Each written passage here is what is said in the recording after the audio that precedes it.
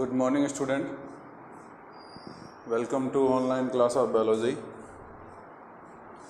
Class first year में हमने पढ़ा था प्रोसेस ऑफ डाइजेशन। उसी प्रोसेस ऑफ डाइजेशन को हम आगे एक एक स्टेप में लेकर के चलते हैं। वीडियो लेक्चर बहुत ध्यान से देखिएगा, एक एक पॉइंट बहुत इम्पोर्टेंट है।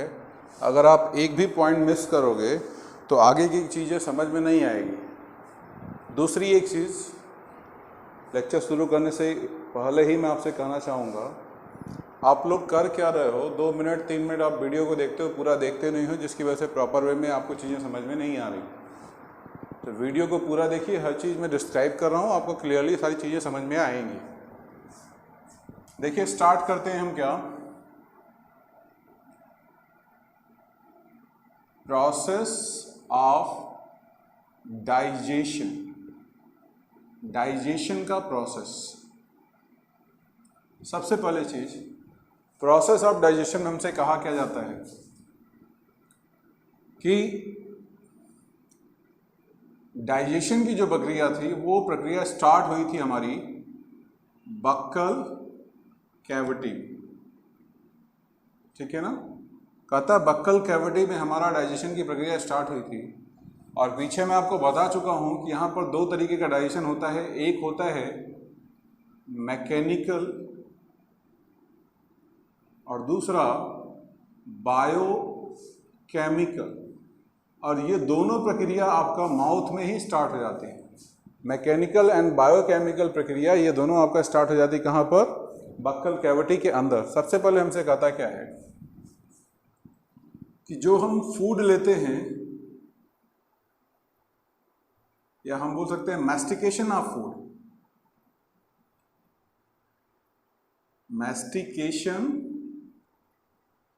ऑफ फूड, फूड का मैस्टिकेशन, उसका कन्वर्जन, ठीक है। हम जब फूड लेते हैं तो उसको दांतों से काटते हैं, ठीक है, फिर उसको चबाते हैं, फिर उसको स्लाइवा में मिक्स करते हैं।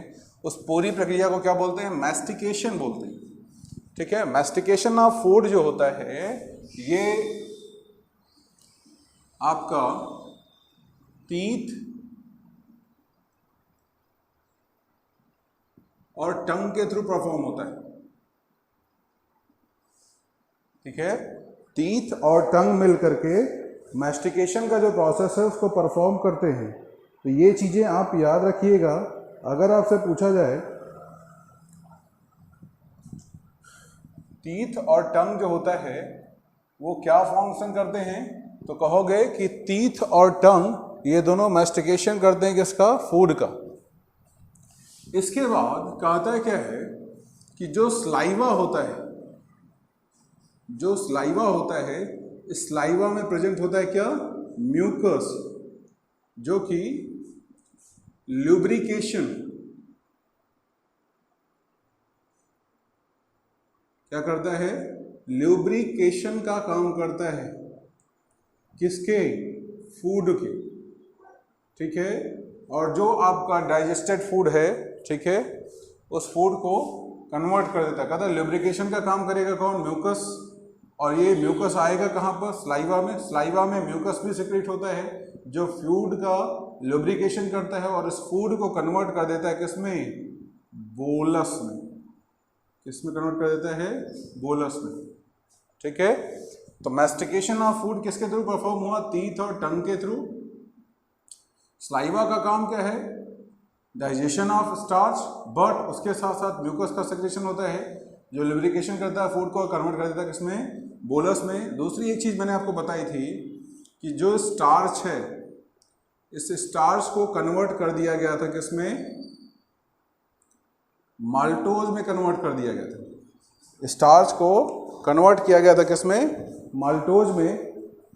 और हमसे कहा क्या जाता है कि जब हम स्टार्च को माल्टोज में कन्वर्ट करते हैं तो यहां पर एक एंजाइम यूज करते थे जिसको बोलते थे स्लेवरी एमाइलेज। और ये स्लेवरी एमाइलेज यहाँ पर जो स्टार्च का कन्वर्जन करता था माल्टोज का, हम कहते हैं 30% digestion of starch completed in mouth के अंदर लगभग 30% जो स्टार्च का था वो डाइजेशन हो जाता है। दूसरा, स्टार्च हम स्लाइवा में मैंने एक एंजाइम की और बात की थी, लाइसोजाइम। कहता है माउथ के अंदर ये जो लाइसोजाइम होता है वो एंटी बैक्टीरियल इन्फेक्शन से बचाता है। क्या करता है? प्रिवेंट एंटी बैक्टीरियल इन्फेक्शन को प्रिवेंट करने का काम किसका होता है? लाइसोजाइम का। तो ये चीज़ें याद रखिएगा। 30% आपका डाइजेशन हो गया, और जो लाइसोजाइम है ये एंटी बैक्टीरियल एजेंट की तरह काम कर रहा है। अब क्या कहता है, इसके बाद हमारा ये जो बोलस है, यहां पर एक मूवमेंट होता है जिसको बोलते हैं डिग्लूटीशन। डिग्लूटीशन का मतलब होता है movement of food bolus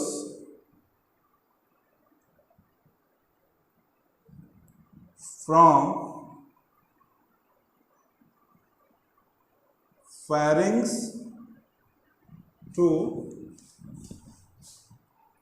stomach via oesophagus।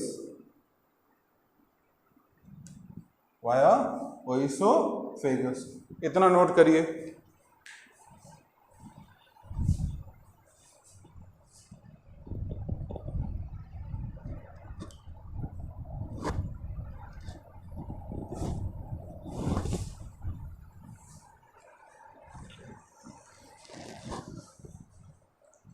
अब हम बात करेंगे,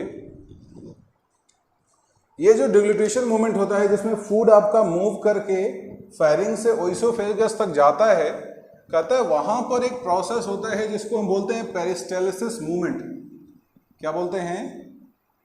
पेरिस्टाल्सिस मूवमेंट। और कहा गया जाता है कि इस पेरिस्टाल्सिस मूवमेंट में जो फूड होता है वो कंटिन्यूअस, कौन सा मूवमेंट होगा? पेरिस्टाल्सिस।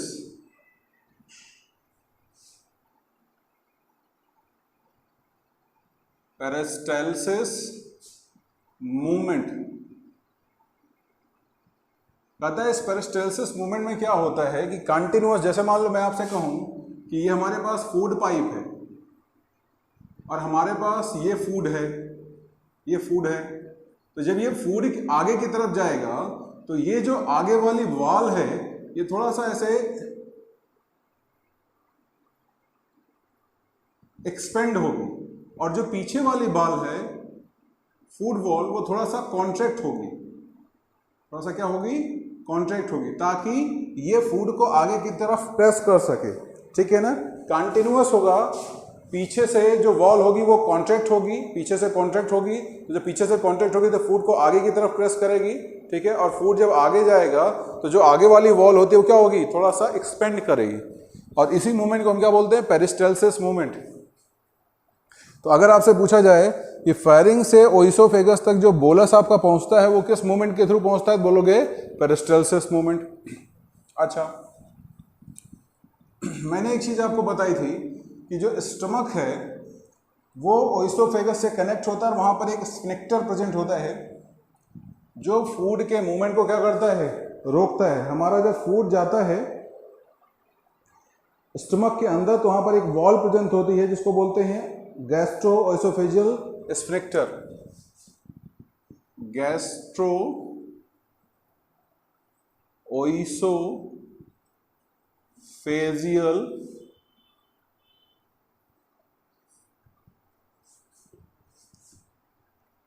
स्फिनिक्टर।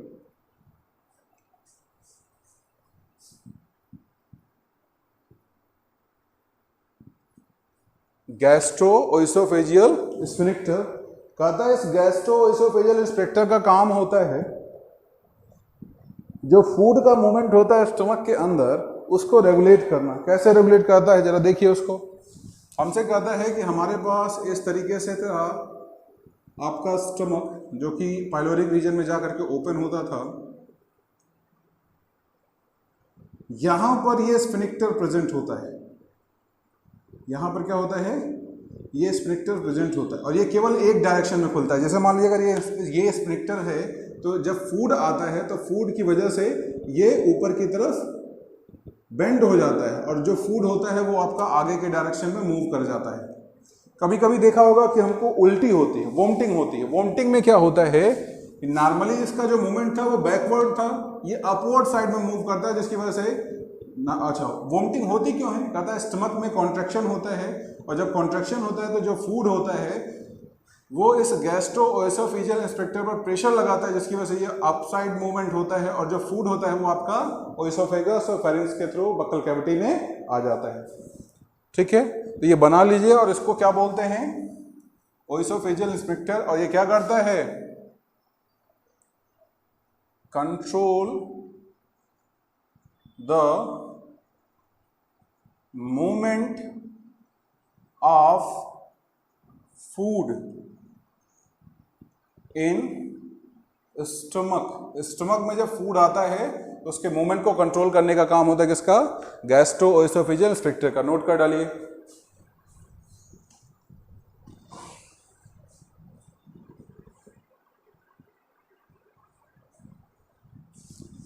अब हमारा फूड था, हमने खाया, स्टार्च का डाइजेशन किया, ठीक है।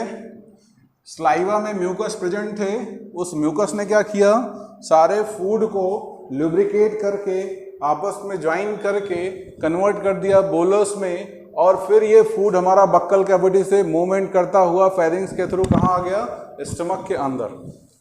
अब बात करेंगे स्टमक की।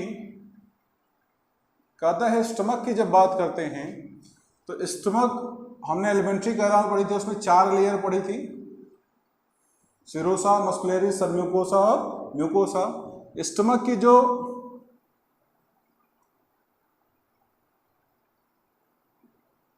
इनर मोस्ट वॉल होती है, इनर मोस्ट वॉल जिसका नाम है म्यूकोसा, उसमें एक ग्लैंड प्रेजेंट होता है जिसको बोलते हैं गैस्ट्रिक ग्लैंड। और गैस्ट्रिक ग्लैंड के द्वारा एक जूस सिक्रीट होता है जिसको बोलते हैं गैस्ट्रिक जूस। और यहां पर 3 सेल पाए जाते हैं, इस गैस्ट्रिक ग्लैंड के अंदर 3 सेल पाए जाते हैं। पहला है म्यूकस नेक सेल, ध्यान से सुनिए, तीन सेल होते हैं, एक म्यूकस नेक सेल, दूसरा पेप्टिक सेल या उसी को चीफ सेल बोला जाता है, और तीसरा जो होता है वो आपका पैराइटल सेल, ठीक है, या हम उसी को ऑक्जेंटिक सेल बोलते हैं। कौन कौन से हो गए, म्यूकस नेक सेल, ठीक है, पेप्टिक और चीफ सेल। पहला क्या हो गया, म्यूकस नेक सेल, दूसरा पेप्टिक और चीफ सेल, और तीसरा पैराइटल सेल। म्यूकस नेक सेल जो था ये सिक्रीट करता है म्यूकस, क्या सिक्रीट करता है, म्यूकस। और इस म्यूकस का काम क्या होता है, कहता है ये म्यूकस जो होता है ये जो गैस्ट्रिक जूस के अंदर HCl प्रेजेंट होता है उससे स्टमक की वॉल को बचाने का काम करता है, ठीक है। दूसरा आपका जो पेप्टिक या चीफ सेल था, ठीक है, पेप्टिक सेल और चीफ सेल, ये सिक्रीट करता है एक एंजाइम, ये सिक्रीट करता है एक प्रो एंजाइम। हम इसको प्रो एंजाइम क्यों बोलते हैं, क्योंकि भी ये एक्टिव फॉर्म में नहीं है, इनएक्टिव फॉर्म में। ये कैसा है, ये इनएक्टिव फॉर्म में है। नाम क्या है, पेप्सिनोजन। क्या नाम है? पेप्सिनोजन। ये क्या है? एक प्रो एंजाइम है जो कि एक इनएक्टिव एंजाइम होता है। और पैराइटल सेल क्या सिक्रेट करता है? पैराइटल सेल सिक्रेट करता है HCl। क्या सिक्रेट करता है? HCl। बहुत इंपॉर्टेंट है और इसी का भी काम यहां पर आएगा। इसके साथ साथ एक इंट्रिंसिक फैक्टर भी सिक्रेट होता है। HCl के साथ साथ एक इंट्रिंसिक फैक्टर भी सिक्रेट होता है, ठीक है, जो कि विटामिन B12 के डाइजेशन में हेल्प करता है। और ये जो इंट्रिंसिक फैक्टर होता है इसका नाम है, या इसको बोलते हैं ग्लाइकोप्रोटीन। ग्लाइकोप्रोटीन ये एक इंट्रिंसिक फैक्टर है जो कि पैराइटल सेल से सिक्रेट होते हैं। इसको नोट कर डालिए, नोट करिए इसको।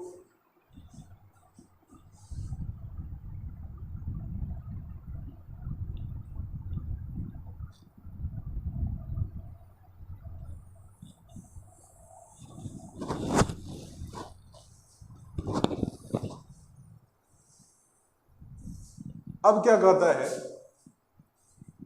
हमारे पास ये जो HCl है, इस HCl का जो pH होता है वो होता है 1.8। कितना होता है? 1.8। किसका होता है? HCl का। सबसे पहला काम होता है कि जो हमारा HCl होता है ये रिएक्ट करता है किसके साथ? पेप्सिनोजन के साथ। किसके साथ रिएक्ट करेगा? पेप्सिनोजन के साथ।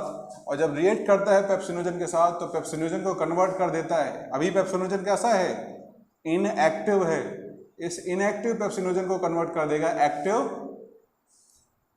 पेप्सिन में। किसमें कन्वर्ट कर दिया? एक्टिव पेप्सिन में, ठीक है। अब कहता है कि इस पेप्सिन का काम क्या है? म्यूकस का काम था। देखिए पहला एंजाइम क्या था? पहला सब्सटेंस क्या था? म्यूकस। क्या करता है? स्टमक की वॉल को HCl से बचाता है। दूसरा एंजाइम क्या है? पेप्सिनोजन। और तीसरा HCl। HCl ने क्या किया? पेप्सिनोजन को कन्वर्ट कर दिया किसमें? पेप्सिन में। अब बात करते हैं हम पेप्सिन की कि भाई पेप्सिन क्या करेगा। तो कहता है पेप्सिन जो होता है प्रोटीन्स को ये पेप्सिन हमारा कन्वर्ट कर देता है पेप्टोन्स और प्रोटियोज में। किसमें? पेप्टोन्स और प्रोटियोज में। तो मैं एक चीज आपसे ये कह सकता हूं कि digestion of protein start in stomach. Protein का डाइजेशन कहां पर स्टार्ट हो जाता है? स्टमक के अंदर, ठीक है ना। अगर आपसे पूछे स्टार्च का डाइजेशन कहां पर स्टार्ट हुआ तो बोलोगे बक्कल कैविटी के अंदर। अगर बोलेगा प्रोटीन का डाइजेशन स्टार्ट कहां पर हो, कंप्लीट नहीं होता है, यहां पर शुरू होता है। तो स्टार्ट कहां पर हुआ? स्टमक के अंदर। कंप्लीट कहां होगा? स्मॉल इंटेस्टाइन में। अभी इसके आगे का प्रोडक्ट जो होता है वो आपको स्मॉल इंटेस्टाइन में बताएगा। स्टमक के बक्कल कैविटी के अंदर आपने स्टार्च को कन्वर्ट कर दिया था माल्टोज में। अब वो माल्टोज आपका बोलस के फॉर्म में स्टमक के अंदर आया, लेकिन स्टमक के अंदर उसमें कोई डाइजेशन नहीं होता क्योंकि जो एंजाइम चाहिए वो स्मॉल इंटेस्टाइन में हमको मिलते हैं।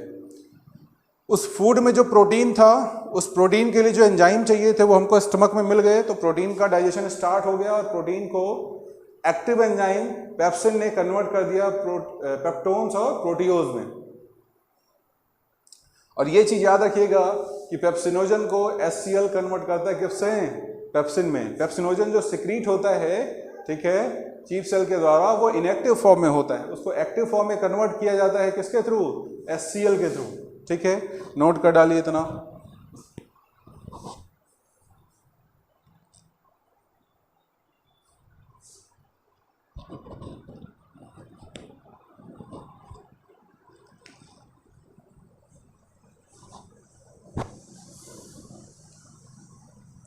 दूसरा, इसी में हम एक चीज और लिख लीजिएगा कि म्यूकस नेक सेल से सिक्रीट होता था,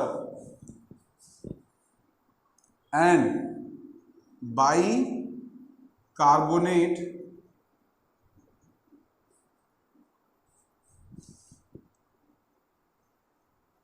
help in lubrication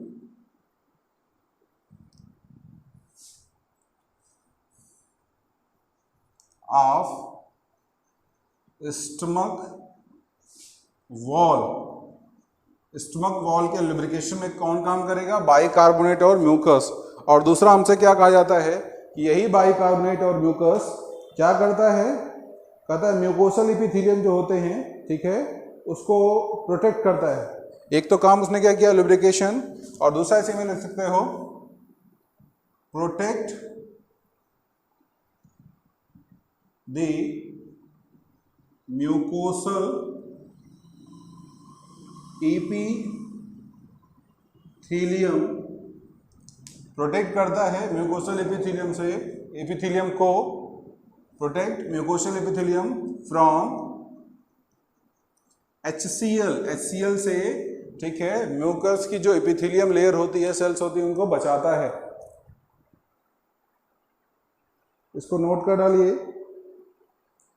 उसके बाद हमसे कहता है क्या है कि गैस्ट्रिक जूस में एक जो इन्फेंट होते हैं, जो बच्चे होते हैं, उन बच्चों में जो गैस्ट्रिक जूस होता है उसमें एक एंजाइम सेक्रेट होता है, क्या? रेनिन। रेनिन किसमें सेक्रेट होता है? इन्फेंट में।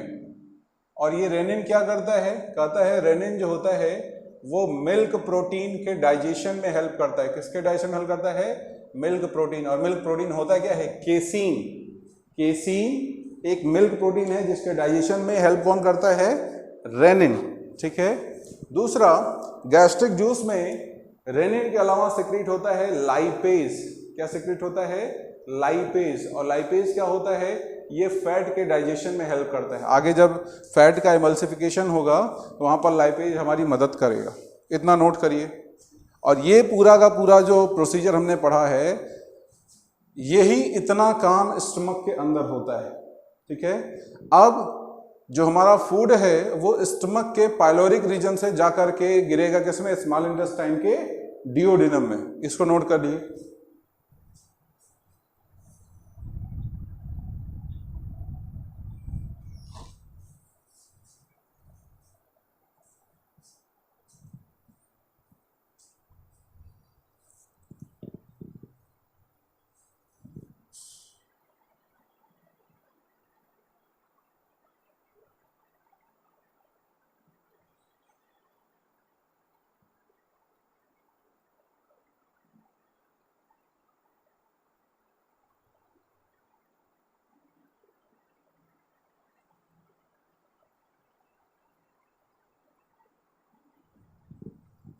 नेक्स्ट अब अभिंसी में पढ़ेंगे process of digestion in small intestine.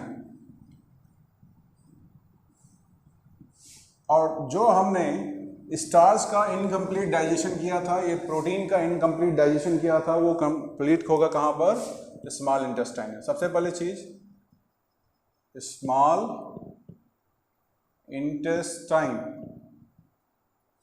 ठीक है। स्मॉल इंटेस्टाइन 3 पार्ट थे। सबसे पहले कहता है एक चीज जान लीजिए, मैक्सिमम डाइजेशन ऑफ फूड कहां पर होता है? स्मॉल इंटेस्टाइन में। फूड का जो मैक्सिमम डाइजेशन होता है वो कहां होता है? स्मॉल इंटेस्टाइन में। हमारे पास स्मॉल इंटेस्टाइन में 3 पार्ट होते हैं, डिओडिनम, जेजुनम और इलियम। डिओडिनम, जेजुनम और इलियम। स्टमक जो आपका ओपन होता है वो सबसे पहले ओपन होगा किसमें? स्मॉल इंटेस्टाइन के फर्स्ट पार्ट में। और स्मॉल इंटेस्टाइन का जो फर्स्ट पार्ट है वो है क्या? उसको बोलते हैं डिओडिनम, ठीक है। क्या नाम है उसका? डिओडिनम। और कहता है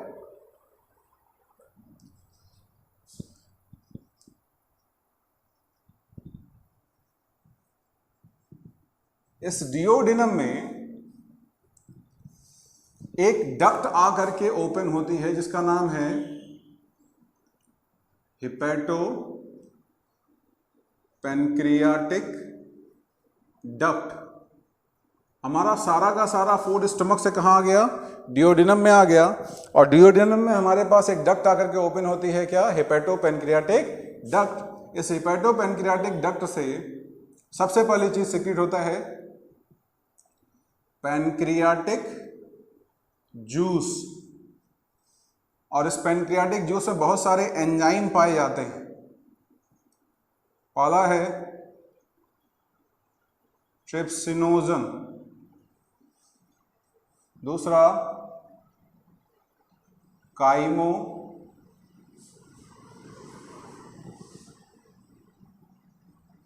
ट्रिप्सिनोजन। हमसे क्या कहा जाता है कि स्मॉल इंटेस्टाइन में मैक्सिमम डाइजेशन होगा फूड का। फर्स्ट पार्ट क्या है, डिओडिनम। इसमें एक पैनक्रियाटिक ग्लैंड से और लीवर से एक डक्ट आती है जिसको बोलते हैं हिपेटो पैनक्रियाटिक डक्ट, या अगर के ओपन होती है जिसके थ्रू एक जूस सिक्रीट होता है जिसका नाम क्या है, पैनक्रियाटिक जूस। और इस पैनक्रियाटिक जूस के अंदर कई सारे एंजाइम पाए जाते हैं। उसमें पहला इनका एंजाइम जो आपका है वो क्या है, ट्रिप्सिनोजन। दूसरा एंजाइम जो आपका है वो क्या है, काइमोट्रिप्सिनोजन। फिर pro carboxy peptidase, lipase, amylase, ठीक है। Trypsinogen, chymotrypsinogen, pro carboxy peptidase, lipase, amylase, ठीक है, न्यूक्लिएज, ये कुछ एंजाइम हैं जो यहाँ पर पाए जाते हैं, ठीक है।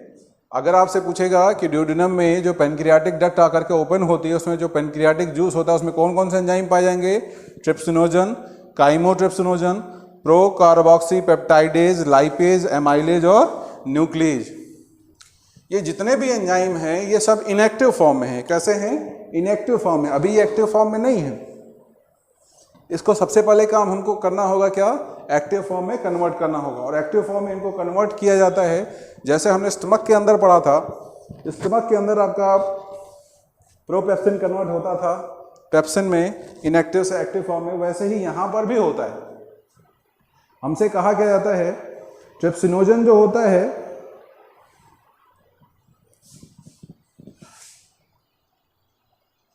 इंटेस्टाइनल म्यूकोसा के थ्रू एक एंजाइम सिक्रीट होता है, इसको बोलते हैं इंटीरियो काइनेज। क्या बोलते हैं, इंटीरियो काइनेज। ये इंटीरियो काइनेज करता क्या है कि जो हमारे पास सबसे पहला एंजाइम है क्या, ट्रिप्सिनोजन, क्या है, ट्रिप्सिनोजन। इस ट्रिप्सिनोजन को कन्वर्ट कर देता है किसमें, एक्टिव फॉर्म में। क्या नाम है उसका, ट्रिप्सिन। समझ में आया। मैंने आपसे क्या बोला कि हिपेटोपेनक्रियाटिक डक्ट के थ्रू एक एंजाइम सिक्रीट हुआ, इसका नाम था पैनक्रियाटिक जूस। और इस पैनक्रियाटिक जूस में जो ट्रिप्सिनोजन इनएक्टिव एंजाइम था, इसको इंटेस्टाइनल म्यूकोसा से सिक्रीट होने वाले एंजाइम इंटीरियो काइनेज ने क्या किया, ट्रिप्सिनोजन को कन्वर्ट कर दिया किसमें, ट्रिप्सिन में। अब हमने जो प्रोटीन का डाइजेशन स्टार्ट किया था स्टमक के अंदर, उसमें हमको मिले थे पेप्टोन्स और प्रोटीओज, और कहता है इन पेप्टोन्स और प्रोटीओज का कंप्लीट ब्रेकडाउन होता है। अब इनएक्टिव या हम बोलते हैं हाफ डाइजेशन हुआ था प्रोटीन का। अब हमारे पास क्या है, पेप्टोन्स, प्रोटीओज, और इन पेप्टोन्स और प्रोटीओज को कन्वर्ट किया जाता है किसमें, डाईपेप्टाइड्स में, ठीक है। कन्वर्ट कौन करता है, ट्रिप्सिन, और इसकी मदद करता है काइमो ट्रिप्सिन। तो हम ये कह सकते हैं कि हमने पीछे स्टमक के अंदर पढ़ा था कि प्रोटीन का डाइजेशन हुआ था, प्रोपेप्सिन कन्वर्ट हुआ था पेप्सिन में, जिसने प्रोटीन को तोड़ा था किसमें, प्रोटीओज और पेप्टोन्स में। अब यही प्रोटीओज और पेप्टोन्स ट्रिप्सिन के द्वारा कन्वर्ट हो जाता है किसमें, डाईपेप्टाइडेज में। तो हम ये कह सकते हैं कि प्रोटीन का जो डाइजेशन है वो स्टार्ट होता है स्टमक के अंदर और कंप्लीट होता है कहाँ पर, स्मॉल इंटेस्टाइन के डिओडिनम रीजन में, ठीक है। आज हम इतना ही रखते हैं। हमने प्रोटीन का कंप्लीट डाइजेशन पढ़ा, ठीक है। इसके आगे स्टार्च का कंप्लीट डाइजेशन, फैट का कंप्लीट डाइजेशन, न्यूक्लिक एसिड का कंप्लीट डाइजेशन हम नेक्स्ट लेक्चर में पढ़ेंगे। आज का जो लेक्चर मैंने आपको पढ़ाया है, ठीक है, इसमें जितनी चीज़ें बताई हैं वो कहीं ना कहीं एक दूसरी से लिंक है। अगर आप एक भी पॉइंट छोड़ोगे तो आपको कुछ समझ में नहीं आएगा, इसलिए पूरा लेक्चर बहुत ध्यान से देखिए। और ये जो आप पढ़ रहे हो ह्यूमन फिजियोलॉजी ना, ये आपको हमेशा काम देगा, तो इसलिए बहुत क्लियरली एक एक पॉइंट देखिए और पढ़िए उसको। जो चीज़ समझ में ना आए वो चीज़ आप कमेंट में करके पूछ सकते हो। और अगर आप कमेंट नहीं कर पा रहे हो, कुछ बच्चे ऐसे हैं जो कमेंट नहीं कर पा रहे हैं, तो वो जब ग्रुप में आपको ये वीडियो भेजा जाता है तो उसमें मेरा व्हाट्सअप नंबर होगा, आप उस पर लेकर के क्वेश्चन पूछ सकते हो, ठीक है। तो इसको क्लियरली पढ़िएगा। इसके आगे हम पढ़ेंगे स्टार्च, न्यूक्लिक एसिड, ठीक है, इनका कंप्लीट डाइजेशन, ठीक है। Thank you.